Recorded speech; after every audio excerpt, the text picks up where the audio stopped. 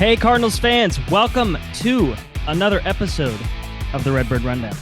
I am Jonathan, joined by Matt today, and in this episode, we will discuss the key moments of spring training last week and what to look forward to next week. But before we get into the rundown, where I am is getting blasted by the storm that has blown across the U.S. So it's just rained literally all day. Yep. Well, we got that a couple days ago, and got to tell you, spent a night with two mattresses side by side in the basement because it was just one of those things where it was going to roll in like midnight, 1 a.m., 2 a.m. And it's just like, okay, do you stay up? Well, that's out of the question. I'm not staying up for that. And so it's just like, do you chance it? And you just wake up in the middle of the night flying through the air. But anyway, we set the whole thing up. And then about 12:55 a.m. our time, my phone started blaring a tornado warning. Oh, that's the worst. You know, it's just like one of those. I like everybody woke up. We were all laying right next to each other. And I was like, it's fine. Like I just forgot where I was. I wasn't waking up in the right spot. Things weren't familiar. I was like, who are all these people? Yeah. So, anyways, very, very odd. Yeah. Well, you'd hate to wake up dead. Can't ever be fun. Yeah. And so I got a question and follow up. So were the wasps confused down there with you? They're probably like, wait, now hold on a second. To bring the listeners behind the curtain, in the winter, there's like some wasps that must live downstairs near our heater, and they don't go to sleep in the winter. So Andy and Jonathan were just cracking up because right in the middle of our episodes, I would just have a book from my bookshelves, and I was just swatting. Like there's one episode I killed 4 or 5 wasps that were just kind of slow, they were almost like kind of drunk, and I was just killing them. And happy to report there are no wasps whatsoever in my basement anymore. Wow. So maybe they have gone out to greener pastures. I'm not really sure what's happened to them. Well, I'm glad you got rid of that because an active wasp or a drunk wasp, regardless, is not going to be a fun time while you're sleeping. So. It really kept me on my game. You know, I was on my toes, swatting wasps, giving hot takes, just all of it. Yeah. Hey, 2 things at once. It's like rubbing your stomach and patting your head.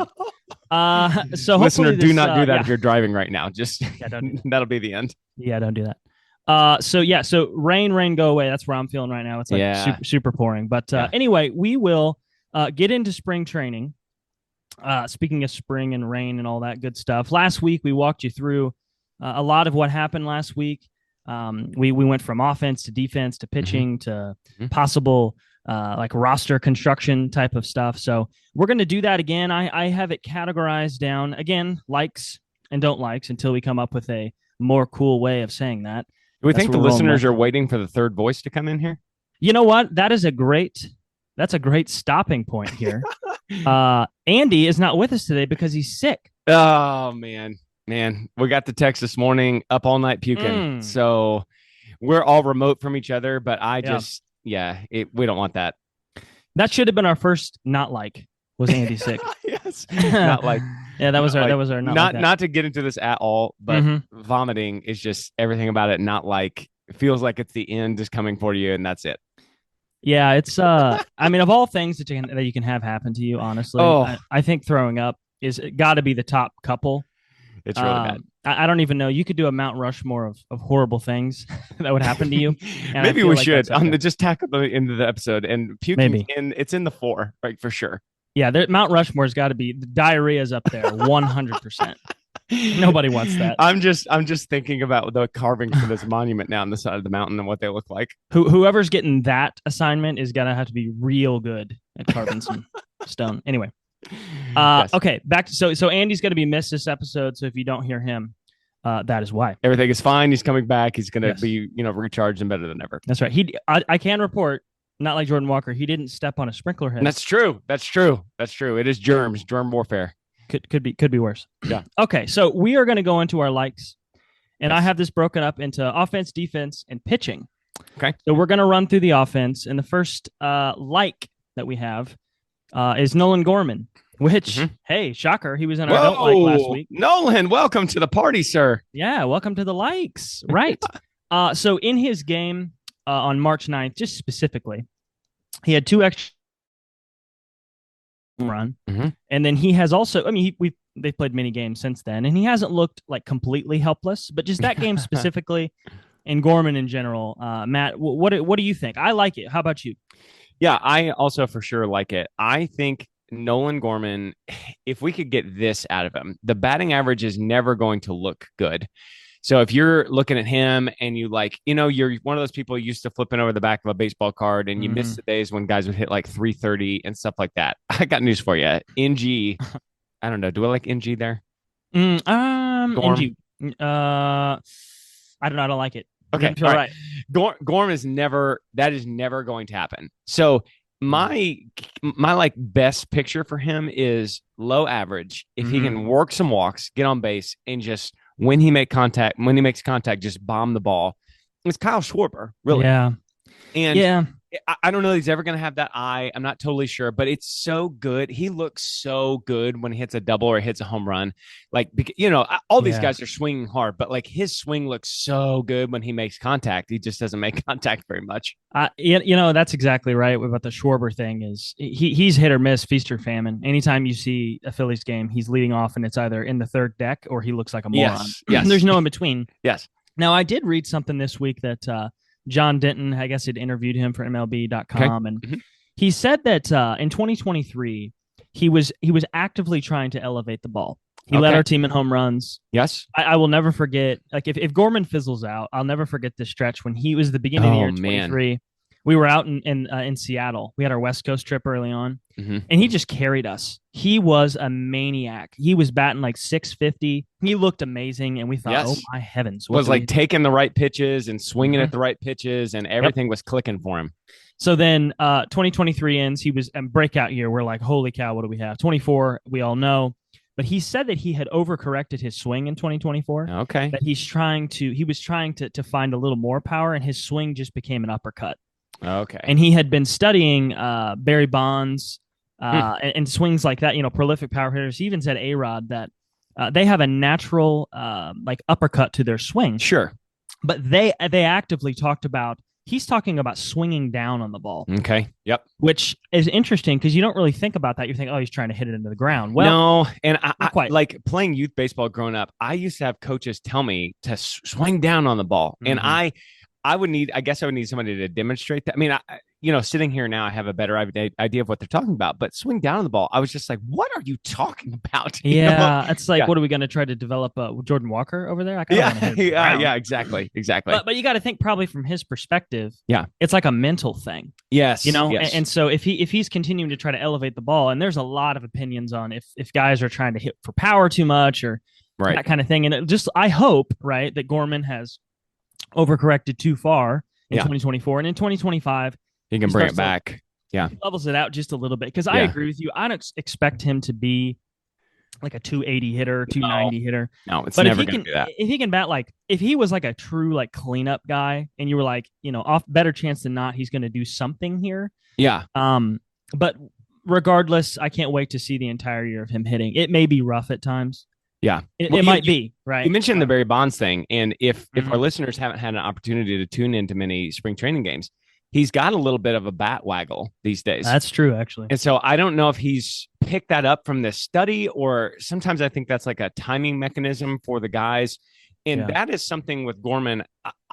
I mean, I'm obviously not a hitting expert, but with Gorman, to me, it is all about the timing for him, because there are times when he's off that he legitimately looks like me trying to hit major league pitching. He's just way out in front or way behind or swinging at the wrong thing. And so if that, I don't know if that bat waggle is going to, solve all of his challenges, but let's try some different things. I like that. I think whenever you see that, people are probably going to think like, why do these guys do this? Right. Yeah. Like if you look at Nolan Arenado, who has been a prolific hitter his entire career, except for last year. He's got happy feet. He looks crazy. Oh man. But it's all people, they've asked him many times. It's all about timing for him. Yeah. Right. Like if you remember Matt Carpenter, I'm sure people remember him, of course, last year and then all those years before.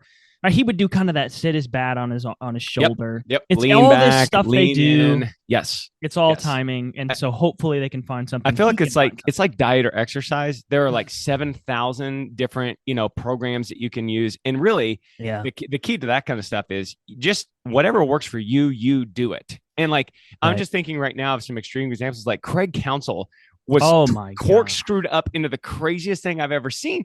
But the guy was a I don't know his stats right offhand, but probably like a better than league average hitter, and looked like he'd never seen a baseball game before in his life. I know it's the wildest thing. Or when we've talked about Jason Hayward before, how it looks like he was always just he would never feel like he would ever extend himself. He had this huge figure and frame. Yes, and like tied himself up, and yeah. And I actually have a comment about somebody else on our team's batting stance later on. But, to the listeners, it can be important, to focus on things like that, because it is all about in their head. It is all timing mechanisms. It is all things that are important. And I think there are, last thing on Gorman, I think there's small adjustments that, these guys are supremely talented baseball players. I mean, we're talking about Nolan Gorman not making great contact all the time, but if you just stack him up for the rest of humanity, he's an unbelievable hitter. So it's not like Gorman needs to totally change everything he's doing. It's just finding the small little ways to adjust to keep you on your game. Totally agree. And to carry on to the next offensive like here, Ivan Herrera, the last 7 days here, and this was recorded a couple of days ago, but his slash line here is 400 average, 538 on base, and 1100 OPS. Matt, how do we feel? 1100 slug. 1100 slug. Yes. 1638 OPS. Yes. Now that's for a week, but those are video game numbers. And I'm here to tell you that if you were to go to Baseball Savant or StatCash, and I know not everybody gets into that, but I'm telling you, those websites will tell you what quality of contact a guy is making. This is not a fluke. This guy hits the ball hard. He hits line drives. He hits it in the air. And Ivan Herrera, his bat has got to be in this lineup, because I don't know if anybody else is witnessing what's happening in spring training. And I know it's spring training, but it is very troublesome, our offense, because it's just a continuation of an anemic offense that we've seen before. So like, get this guy's bat in there. I don't know for sure that it's going to pop, but I think he can legit hit. I really do. Think about how crazy this is. The two most consistent hitters through spring, really for the most part, have been Willie and Herrera. Yes. Last year, they were both blocking one another, right? Yes, which is hilarious. So I think, again, this is another in the Gorman category. Ivan needs to get 500 at bats. Got to. I don't know how they do it, because we've got other guys coming. Jimmy Crooks is playing, and Leandro Bernal is playing, and we've got to unplug this catching situation. And to me, he's got to get the lion's share of the at bats. Totally agree. I think that we'll talk about this later, but it's exciting to see what Herrera is doing on the offensive side of the ball. It is. Yes, I agree. Okay, on to defense and our likes. This is another reference to a game on March 9th, but we've talked and praised Vic at length here the last BS2, baby, BS2. Youngry. Right. Youngry. That's what he says, Youngry. He made two excellent defensive plays in center field. And I know that's not really crazy. That's like saying, oh, Tiger Woods smoked that drive. It's like, that's what he does, but it's just refreshing to see where this guy who has pegged for a defensive first player comes out there and these ballparks are a little weird. The wind in spring training is insane. They always highlight it, like every broadcast. Makes two awesome plays, and it looks just so smooth out there. Matt, did you see either of these plays? I saw highlights of them. Again, these are often at times that I can't watch live, but I'm clicking through videos and things. And here's the thing with Vic. He's got the speed to hang with anybody. Harry Bades, certainly Michael Ciani. We've had Jim Edmond. We've had a long tradition of really good defensive center fielders in St. Louis. And I see no reason why there's not the raw physical gifts that Victor Scott could do the same thing. And to me, if anything, it's just another indictment of our minor league system that we don't have coaches that, as some franchises do, that are dedicated to only working with the AAA outfielders. Like, we're failing these guys, and he's coming up and he's not as developed defensively. And like John Jay's having to work with them, which that's a great opportunity for John Jay to help the franchise out. I think that's good. But like, what are we doing? This guy's fast as anybody in baseball. Let's get him out there and get some Gold Glove defense out of him. I agree. I agree. I mean, and we're going to talk about some roster competition stuff that we'll get into later. Yeah.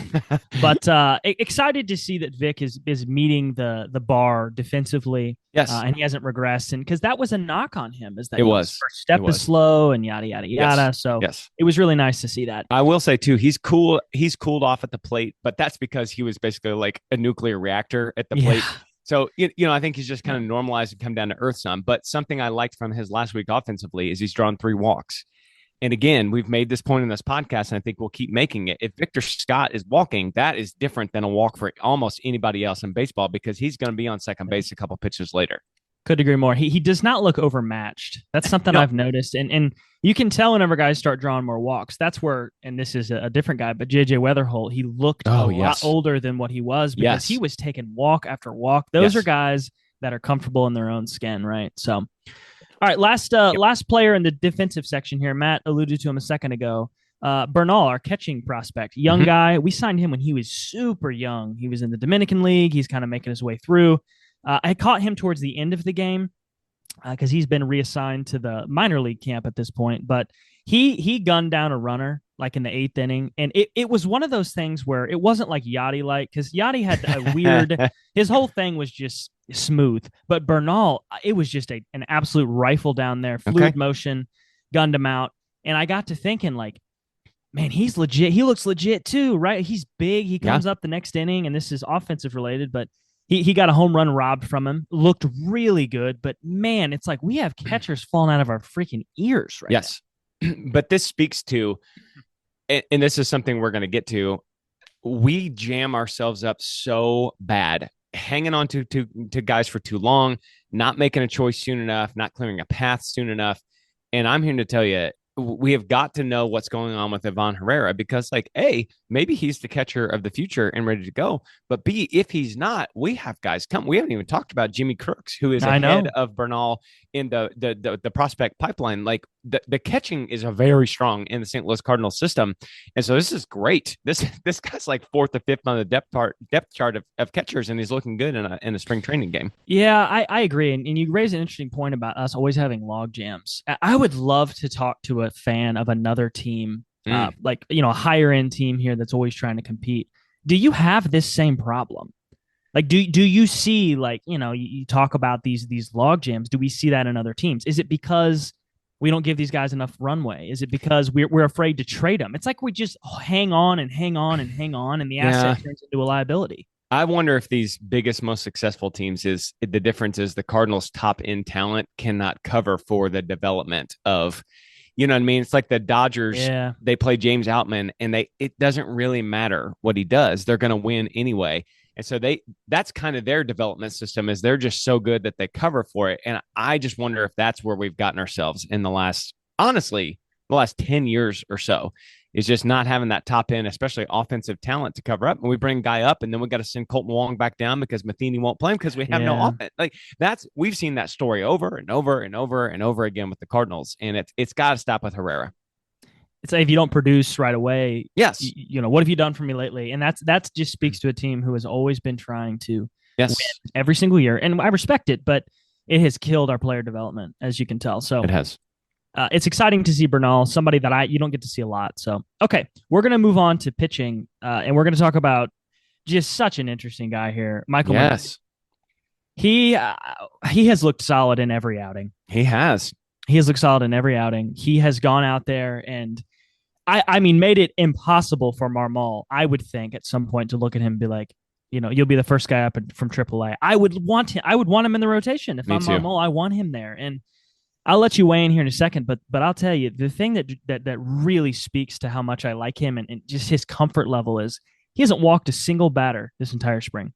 Yes. Not one batter. Yes. He is in control. He is pounding the zone, and he is efficient. And by God, we need some efficiency from our starters. What do you think about McGreevy so far? Yeah.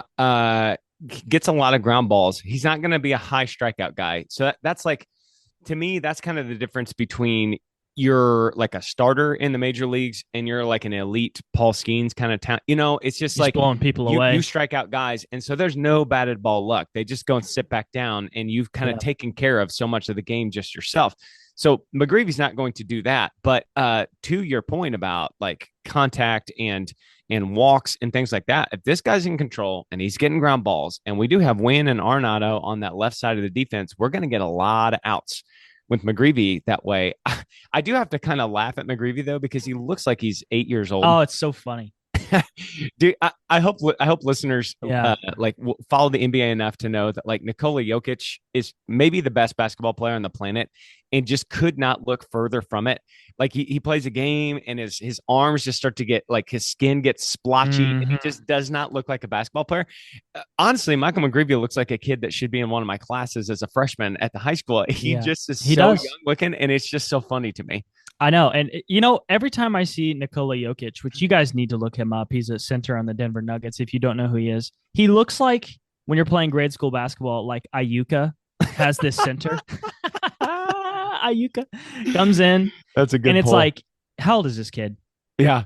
And it's like, that's what Jokic looks like. 100% about McGreevy. He just looks like a little kid out there. He really does. He really does. Smooth face, baby face. And I don't care what the guys look like at all, but it just always makes me stop and laugh because he looks like such a 5-year-old out there playing. He does. I love seeing that he's pounding the zone. He's going to get in trouble at times. He's going to get hurt for that. And that's, you know what? That is his, his kind of his Achilles heel, but that is okay. I'm willing to see that. He should be in our rotation. Agreed. But we will see what they do. Yeah. All right. Next guy that I've been liking lately in pitching here, Stephen Matz. Yes. Very controversial dude. Can't stay healthy, but he's been posting some legitimate numbers here. His ERA is just above 3. He looks comfortable. His stuff looks like it's playing. Really enjoyed him so far this spring. Matt, what do you think about Stephen Matz? I mean, he's hitting 94, 95 with his fastball. And honestly, it is more of what we have seen from Stephen Matz. It's like, I feel like this is the story of Stephen Matz every year. Not ready for the start of the season, comes in May, and then like in May, he has like a 1.8 ERA, and we're just like, whoa, what is happening right now? Like, he's good. He's getting guys out. He's going into the 5th, 6th, 7th inning, and you're like, wow. And then in mid-June, you'll get the notification on your phone that he's got some kind of lat thing or a shoulder thing or something. And that's it. And so I am encouraged. This is the last year of Matt's contract. He's a guy in his like early 30s. And so I think he's going to be looking for one more payday. And I know he wants to participate. He wants to play. He's not out there getting hurt, on purpose, but like he's going to have a little extra oomph behind him this year. And if the guy could ever stay healthy, like I think we'd all be happy to have Matz in the rotation. Honestly, I think if you could wave the magic wand and give this guy a healthy career, he's got a much different outlook in St. Louis, and we're probably looking to re-sign a guy like him because him at his peak health, he was solid with the Blue Jays. He was solid with the Mets. He just again has fought this injury bug forever. But I just wonder at what point do you look at Matz? Like, let's say he gets injured and he comes back. When do you just put him in the bullpen? Like, when do you just do that? I don't know. I mean, I think if he's injured again, what you're going to see is you're going to see McGreevy or you're going to see Matthews. And if those guys are good, Matt's in the last year of his contract, they're just not going to, like the roster politics is going to shift against Matt's now. And so I think it's like, this is his one more injury, and I think he's in the bullpen just because of that's the way it's going to work. Yeah, I'd love to see a full season of him just for his own sake. I'd love to see him get out there and do that because I think he's effective. I really do too. I do. Yeah. Talking about effective, super effective, right? The screen shakes, everything. Helsley is apparently adding a cutter. Pokemon reference. I just now caught it. You like that? He's adding a cutter to his repertoire. He sports a fastball that's ridiculous. A slider that is probably his best pitch. Definitely his best pitch. And now a cutter, probably just to keep guys thinking that he's not just a two-way, two-trick pony, right? He's got something else. So all I got to say for this is he's already unfair. So anything else that's going to switch it up is going to be gross. What do you think? I feel like we referenced this over the winter in our podcast over the winter is that his strikeout rate has been just ever so slightly declining, and his line drive rate is ever so slightly climbing. And he's getting, he's getting some years on him. And so I just wonder, as good and as hard as that fastball is, Andy did a great job of presenting this. His slider is his strikeout best pitch. And so I think adding another pitch with some more movement, maybe he's looking at this and I'm sure he sees the numbers and he's trying to like reverse this. And so again, though, like, let's just keep Helsley healthy. Let's get some Hells Bells. Let's get some red lights going. And if we fall out of contention, let's get some prospects, baby. Oh, amen, amen, amen. I'll tell you, if you hear guys ever say, or like you ever heard a coach like, just rock and throw, right? You hear him say that? And you're like, that's so generic, Well, when I look at Helsley, that is exactly what he looks like. He's rocking and he's firing. He's rocking, he throws it, and he's like, doesn't look like he's trying that hard. And it's like 97. It's like, man, that is just wild to me. It's those tree trunk legs. It is. He's a thick dude. All right. Yes. Last pitching note here. So we actually signed somebody. Yep. Right. Woo! Woo! Yay! Whoa! Yeah. Whoa! Now they can retract our grade of the offseason as an F. They can give us a D minus. Oh my gosh. Hey, now come on, Phil. Yeah, sorry. Come on. Yeah. So apparently, so we signed what looks like his name is Phil Maton, but apparently you said Maton, like you passed the baton, like Maton. It's a little French, like Phil Maton. I got Maton, right? Okay. So, why do we care about this? Well, we signed him for $2 million, which is really low for something like That's this. cheap. That's cheap. He was solid last year. Yep. Really solid for the Mets. I know he was traded halfway through the year, but he was really solid with the Mets.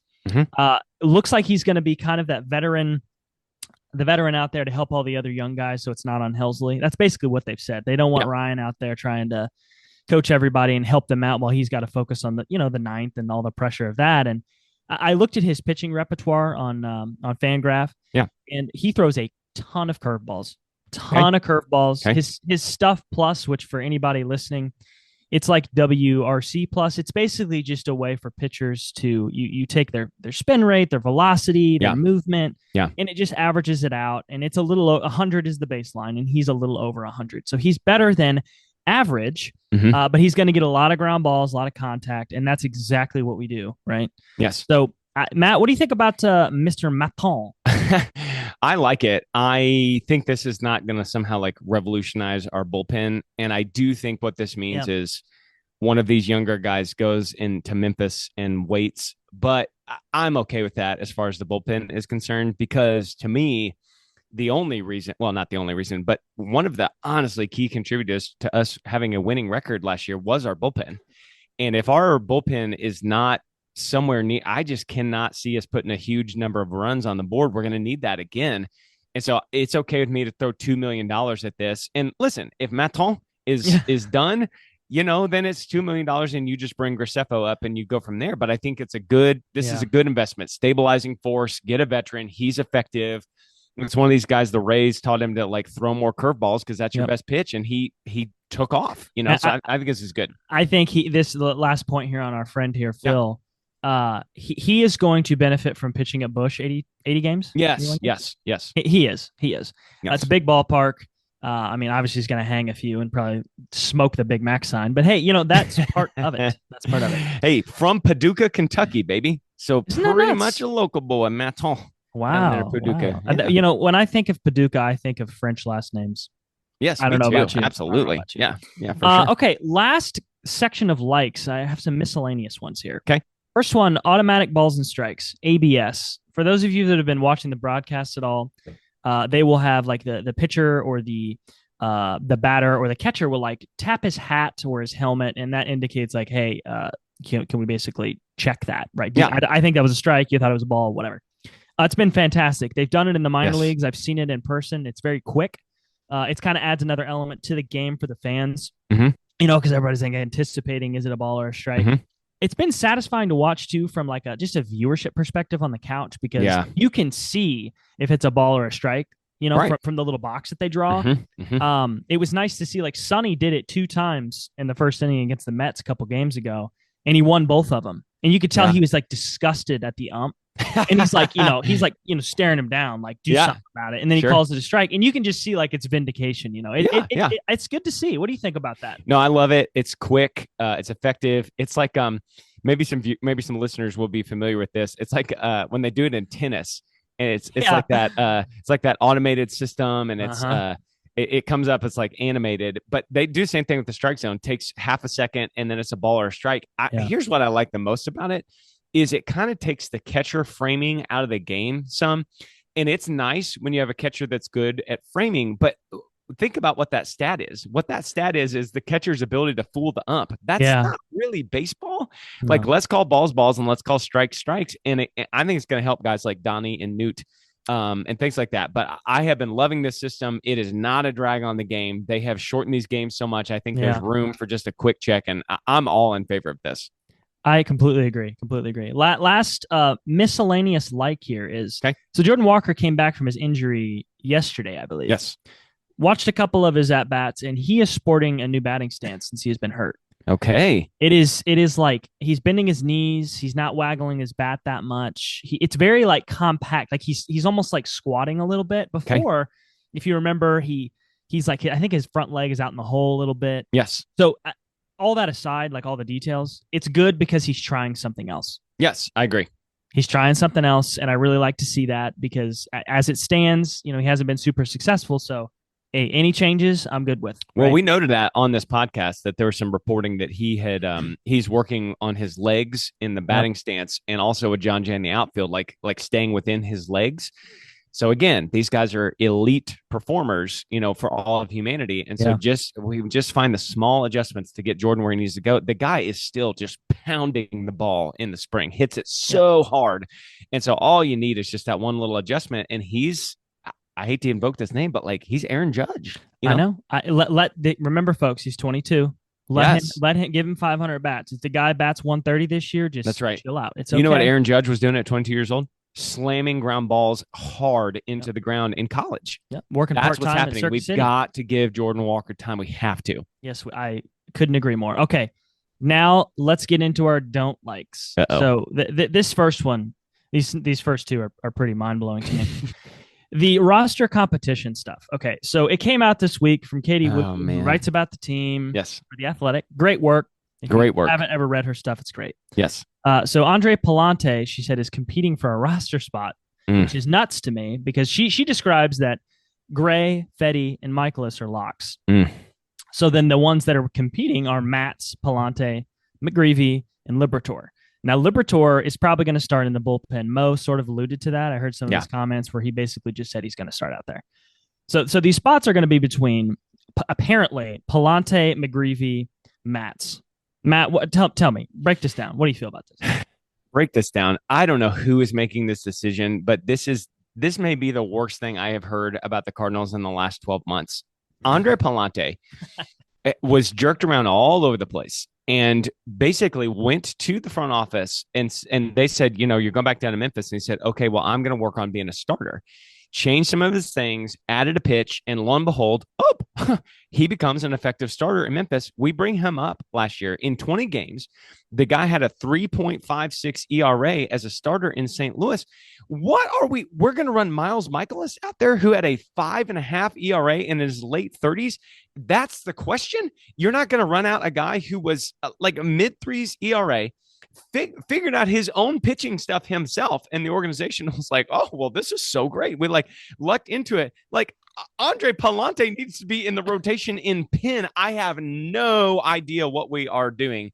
If he starts out in Memphis, I was floored when I saw this report. Palante's got to be in the rotation.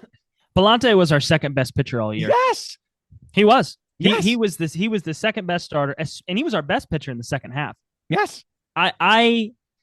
I can't believe this. Really, I'm with you. Like you nailed that because I feel that same energy sentiment. I don't have a clue what we're talking about. If we want to talk that the last spot is being competed with Matz, McGreevy, Liberatore, that's fine. No problem. I can understand that. That's fine. But this is a greater problem here when you talk about Michaelis, who was the worst pitcher in Major League Baseball last year. The worst pitcher in Major League Baseball. Period. I understand you're paying him this money to be here and to, quote, eat innings, right?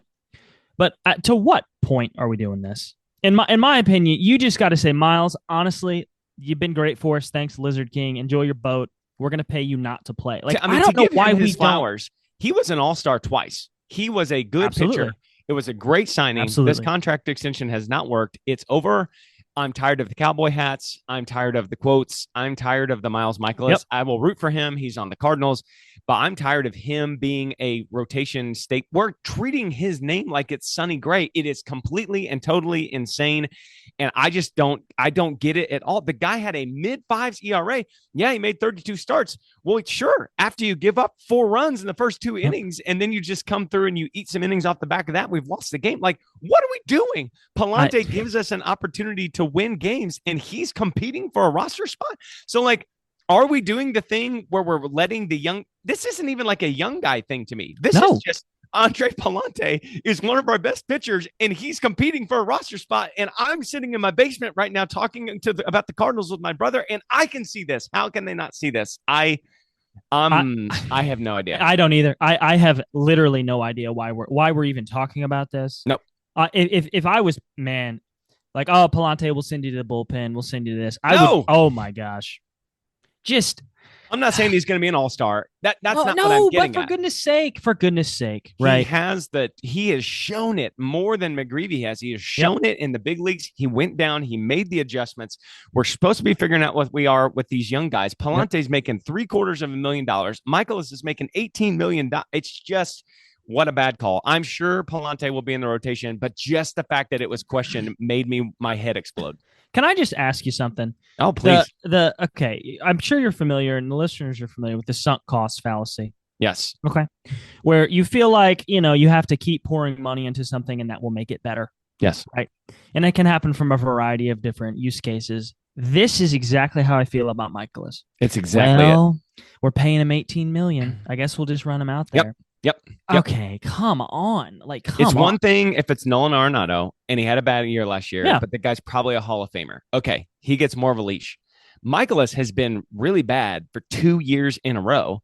And so I'm sorry, but somebody's got to tell Miles, look, you don't get to pick your own catcher. This is what we're doing. I don't care if you're 36 years old. This is how baseball is about performance. Palante performed. Michaelis has not. It'd be one thing if like Michaelis had, this is insane. I know. And this is where we talk about the log jam. Yes. You want to talk about eating innings. He started 32 starts or whatever. Do you know who could have taken 10 of those? Graceffo. Sure. Take 10 of those? Sure. Rom. Anyone could have split those innings up. But yeah, so if you cannot hear us in our voices here, we hope Palante is in the rotation. I needed some blood pressure medication right now. Just inject it in my veins. Yeah, I don't know. I don't know why we're talking about this, but okay. So the next roster competition item we have here, which is still, again, this is equally as confusing, not as frustrating because Palante is like a sure thing for me. I really don't get that. I don't get it. We're talking about who's going to start between Ivan Herrera and Pedro Pages this year. Okay, so Pages is definitely a backup. He's just a backup. Look at all his numbers. The only reason he's being talked about right here is because he's a defensive. He's just better on defense. That's it. Herrera's a defensive liability. They haven't been impressed with his controlling the run game in the spring, right? But here's the thing, guys. It's just going to happen. We are not going to be Yachty behind the plate every single year. If Ivan sucks behind the plate, listen, not every catcher in the major leagues is great at controlling the run game. Does that mean you're going to take his bat out of the lineup so that Pedro can get in there? And by all accounts, Pages is a super good guy. He is. And he has had that cool storybook moment last year on Father's Day, all these great things. But like, what are we talking about? Who is going to start? It's got to be Ivan. What are we even doing? I'm starting to think that Pages is going to be the opening day catcher because they ran out a lineup a couple days ago that was basically the starters. Wynn was leadoff, Newt was batting second, Arenado was batting third, and lo and behold, I don't know, maybe it's just part of the rotation, but they've done this twice where they've run out a lineup that looks like the opening day lineup, and it's been Pages twice. Look, here's the deal. Pedro Pages cannot hit. Pedro Pages has not really hit at any level of the minor leagues, not in any kind of considerable way. The guy had an 82 OPS plus last year. Now, catchers, sometimes you can survive on this. Yachty had years where he was not a good hitter, especially early in his career. But we're talking about the MV3 era of the Cardinals with Pujols, Roland, and Edmonds bombing away. Mm-hmm. We ain't got nothing like that. Willie, and that's probably about it as far as that goes. Exactly right. So, again, I value Pages. I think it's good he's going to be on the team. This is going to be a timeshare anyway because of the nature of the position. But if we are not going to give the lion's share of the playing time to Ivan Herrera, what's going to happen is what has happened repeatedly over and over and over again with the Cardinals is Jimmy Crooks is going to sit and cook too long, and Leandro Bernal is going to sit and cook too long. And we are never going to find out what we have with Herrera because we have this thing where we got to play Pages now. And I just don't. This is the thing that makes me more mad than anything about the Cardinals. Yep. Is this stuff right here. Commit to one thing or commit to the other. And we have got to have offense this year. If Ivan Herrera could be an elite hitting catcher, you have got to see if he is that, especially when your offense is not probably going to be very good. Again, I don't understand it at all. But like, just think about it from an organizational standpoint. If you think Herrera has this massive hole in his game defensively, So much so that you would basically platoon him with a guy who is inferior on offense. Yeah. But can fill that. Why is he still a catcher? Why are we doing that? If you're going to send Willie to first base, this is just the logjam thing I'm talking about. Ivan can hit at the major league level. There are very, very, very few people who can do that in the world. Yep. We have one of them. Okay. If he's a liability back there and you don't trust it, don't platoon him. Don't do that. Right. Yeah. We got to figure it out because, like you said, you got Jimmy Crooks, you got Bernal, you got these guys staring down the barrel here that are ready to rock and roll. It's like this is the kind of stuff about the Cardinals that really gets me. Is like you said it great. It's just flip flopping. You got to run Herrera out there. We don't pick a path. We don't pick a path. We try to pick two paths, and you can't do that. This season is not about this season. It's about the future, and you've flirted with that. But now Mo's been changing the way he's kind of talking about that. I'm really worried that this is going to be a complete waste of a year, and it really is going to take Chaim Bloom to come in and just decide some things, and that concerns me quite a bit. Yeah, I agree. That is going to be an awesome side thing to watch throughout the years. How do we handle this stuff? Are we reactionary because Herrera he can't catch anybody in the base paths, and then we put Pajes in there? It's like, which, by the way, you didn't have instructors in the minor leagues to help Herrera with this. We didn't even have positional instructors like this when many other of the smart franchises do. So again, this is a bed of our own making. And then we just keep laying in the same bed over and over and over and over again. And more than anything else, this is what frustrates me right here about the St. Louis Cardinals. I agree. All right. You want to talk about two more slightly concerning things? Sure. Team offense. Mason Wynn and possible starting center fielder Michael Ciani have been abysmal in spring training. Yep. Okay, let's start with Wynn. Walk me through what scares you. Like, first of all, does that scare you? Is this one of these things for spring training? It's spring training, or are you concerned? It does, because I have had concerns in the back of my mind about his offense all the way through. Mm-hmm. And here's what concerns me the most is, once again, and I've been a Marmol defender to a certain extent, but once again, these two lineups that we've run out there that look like opening day have Mason Wynn in the leadoff spot. And I'm here to tell you right now, unless something changes, Mason Wynn is not the leadoff hitter for this franchise because he just doesn't get on base enough. And so he has struggled mightily this spring at the plate. And I'm not at all saying we play Mason. He's a staple of the franchise. I think all that is fine. And I think his offense will at least be league average. But I just want to see that in the 8-hole and the 9-hole. I do not want to put the pressure of batting leadoff on him because I just don't know if he's there yet. Yep. I agree. The only thing I can add to that is that his last spring, he was terrible. He was awful. That's why we signed Brandon Crawford. We were scared. Yes. He came out and batted 304 in March and April and was, really, really good. Yes. All this is grain of salt in the spring. It is. It all is. It is. So I agree with the concern, though, because can he do it again? Right. What's the hardest thing for a Major League Baseball player to do? Get out there and prove himself. What's the next hardest? Do it again. Yep. Right. Like, they're going to adjust to him. Yes. Exactly. So, okay, let's get to Ciani then. We talked about Vic earlier. Ciani's been really bad at the plate. When a couple days ago, he got one hit. But he's like 2 for 32. Just looks horrible. His batting average is 0.33. Not 333, not 233, not 133. And that 0.33. 30 at bats, 11 strikeouts. And again, it is spring, and I am going to abide by that. But here's the thing. We have seen this with Ciani has never hit. Ciani is not ever going to be able to hit. Now, he did have a period of time last year where his offensive numbers looked okay. But I looked at his batting average in balls in play, and it was astronomically high. Yeah. So what happened is he had about 6 weeks where he was finding holes. Now, that'll happen for some guys sometimes, and that's okay, and that's wonderful, and he's fast. I'm not a Ciani hater. I think he's got a good role on this team. I do too. But to be the starting center fielder is insane when we're not going to have the offense to support that. We're just not going to. Nope. And I've been thinking a little bit about this with Ciani. I think we've established that we've seen his ceiling. Yes. In my eye. And I will be 100% okay to eat crow on that if he does come around and he's like, awesome. I believe you've seen the ceiling. The only reason I would say put him on the team right now is if you are going to play Newton center field a lot. Correct. You're going to do it. Victor Scott cannot sit on the bench. Nope. You can't. So if this year you're going to try to run Newt out there, then I'm all for Siani being on this team.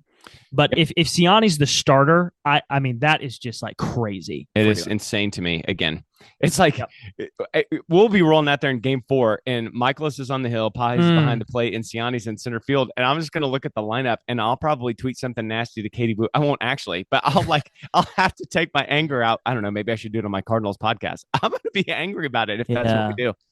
That's going to be that. Those are the things where it's like, what are we doing? You know, like the mind numbing things. Like, what are we doing? So, okay, all right. So let's highlight what to watch for next week. A little bit left in spring, about a week and a half ish, because I think opening day is the 27th, I believe. So I got a couple things highlighted here.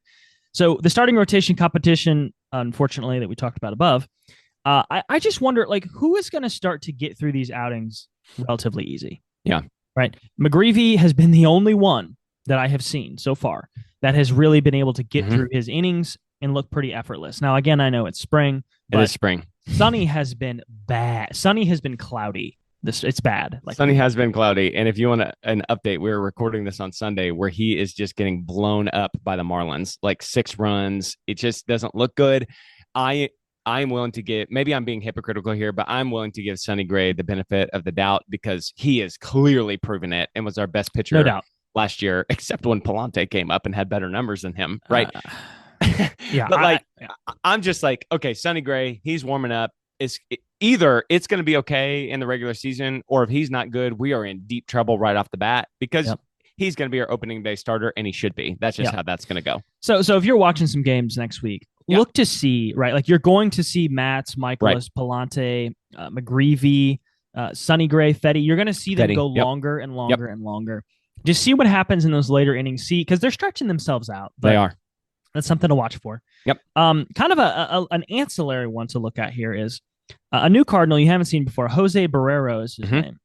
Is really competing for like the last spot on the team. I kind of see like backup infielder, backup infielder. Maybe he can play center too, which is interesting. But between him and Jose Fermin, so I honestly like flip a coin. I don't really care. I don't either. But it's just interesting to see because you're going to see both of them out there. I don't really know. I've read some stuff about Barrero. He was really highly touted in the Reds system. And they like him a little bit more right now because he can play center field. And I'm just like, now hold on a second. That's what Siani's for. Well, that's what I said. So why do we care? Because we don't have a true backup shortstop. If you want to Fermin or Barrero for that, that kind of stuff kills me. Like, I know it's more flexibility, but why would you have Siani and Newt? That's the kind of stuff that gets me. It does. But to be hypocritical, this is a place where I'm okay that you just ride the hot hand out of spring and you just let it ride. And that's okay. We're not talking about that many at bats. We are talking about some flexibility. Like you said, flip a coin. I'm sure both these guys are good guys. It's okay with me either way. But I think if you want something to look for, I think who's going to perform on their way out better in the spring is going to be the person that makes the roster. Yep. I agree. Last piece here. And this, in my opinion, is the most interesting here is, so we signed our friend from Paducah, Mr. Maton. Yep. So now we're looking at 3 more names in the bullpen to finalize the last 2 spots. Yes. So you have Chris Roycroft, Kyle Leahy, and Nick Anderson. You've seen Roycroft and Leahy probably. They've been in our system for a while. Nick Anderson was a non-roster invitee. Come to spring training, see what you got. We did option Gordon Graceffo, to be a starter in AAA. We were seeing maybe, hey, he could do something to bullpen. Rodri Munoz, which is somebody we signed from Miami, who's a high upside guy. He throws hard as you know what. Was a starter for the Marlins, and I think it's going to be one of those guys we try to harness it in the bullpen, which sometimes that really works out well. So even if he's going to start in Memphis, we're going to see him. I'd keep an eye on him. Yep. And then our Matt and I's friend, Riley O'Brien, who we love. This is our pet project.